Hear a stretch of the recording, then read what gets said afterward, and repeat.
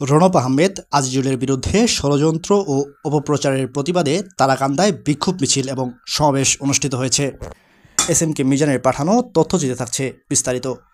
ময়মনসিংহ উত্তর জেলা তাঁতি দলের সংগ্রামী সদস্য সচিব রণব আহমেদ আজিজুলের বিরুদ্ধে ষড়যন্ত্র ও সামাজিক যোগাযোগ মাধ্যমে মিথ্যা অপপ্রচারের প্রতিবাদে বিক্ষোভ মিছিল অনুষ্ঠিত হয়। আমি স্পষ্ট ভাষায় বলে দিতে চাই, আমরা আওয়ামী লীগে যোগ দেই নাই, আমরা কিন্তু কোন আওয়ামী লীগের দালালি করি নাই।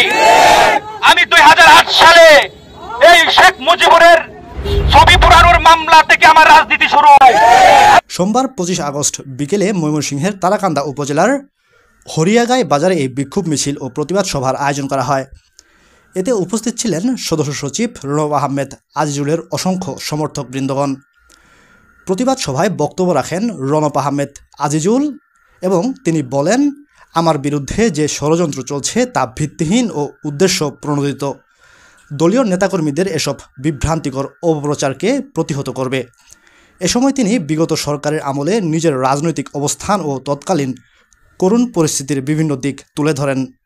পাশাপাশি তিনি সংগঠনকে আরও শক্তিশালী ও ঐক্যবদ্ধ করার আহ্বান জানান। সবাই বক্তারা অভিযোগ করেন একটি মহল পরিকল্পিতভাবে রণব আহমেদ আজিজুলকে রাজনৈতিকভাবে হেয় করার চেষ্টা করছেন। তারা এর তীব্র নিন্দা জানান এবং ষড়যন্ত্রমূলক কর্মকাণ্ড থেকে বিরত থাকার আহ্বান জানান। আমরা প্রতিহত করে চিহ্নিত করে এই সমাজে এদেরকে দৃষ্টান্ত শাস্তি দেওয়ার ব্যবস্থা করব। আমরা যারা তৃণমূলের রাজনীতি করি, আমরা তৃণমূলের কথা বলি।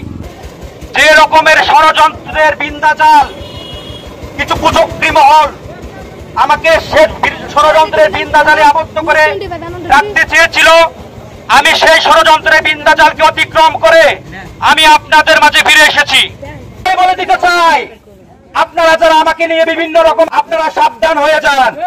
আসুন কাঁধে কাঁধ মিলিয়ে তাকে বিপুল ভোটে জয়ী করে আসুন সারা বাংলাদেশে বিএনপির শাসন প্রতিষ্ঠাতা করি।